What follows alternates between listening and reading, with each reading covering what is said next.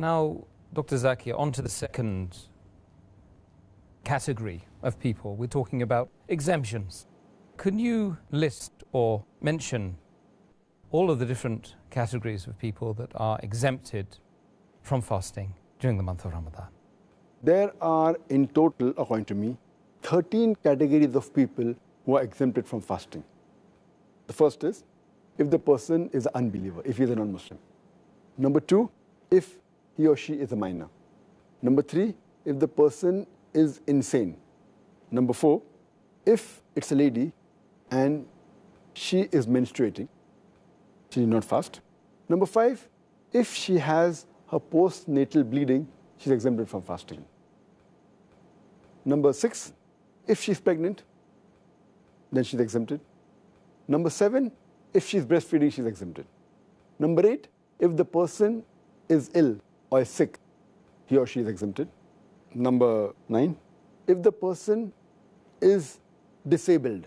Number 10, that if the person is very elderly, has reached a very old age. Number 11, if the person is traveling. Number 12, if the person is taking part in jihad or a fight in the cause of Allah subhanahu wa ta'ala. And number 13, under compulsion. Under compulsion, if someone forces and if the person doesn't fast, he or she is exempted. These are, in short, the 13 categories in which a person is exempted from fasting. Excellent. Now, I think we need to discuss each category on its own merits. Dr. Zakir, do all of the people that you've mentioned in the exempted categories have to make up their fast later on?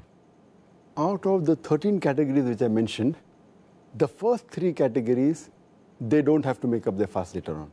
That is a non-Muslim, that's a person who is a minor, and a person who is insane. Out of the remaining 10 categories, two categories, a person who is disabled for long and a person who is very elderly. These two people also don't have to make up for their fast, but they have to pay a ransom, the feeding of a poor person for every fast they missed.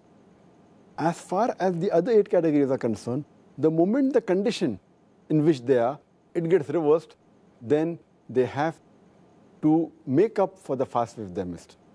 For example, in the 8 categories are, the menstruating lady, moment she finishes the menstruation, then she should make up for a fast as soon as possible before the next Ramadan. A woman who is in the period of postnatal bleeding, the moment it gets over, she has to fast. If a lady is pregnant, the moment the pregnancy gets over and the postnatal bleeding gets over, then she has to fast. If a lady, the 4th category, if she's breastfeeding, after the breastfeeding is over, then she has to fast. Or a person who is sick, the moment he gets healthy, he or she has to fast. Similarly, a person who's traveling, moment he finishes his traveling, he has to fast. And a person who's taking part in jihad, fighting in the cause of Allah subhanahu wa ta'ala, moment the fight gets over, he or she has to fast.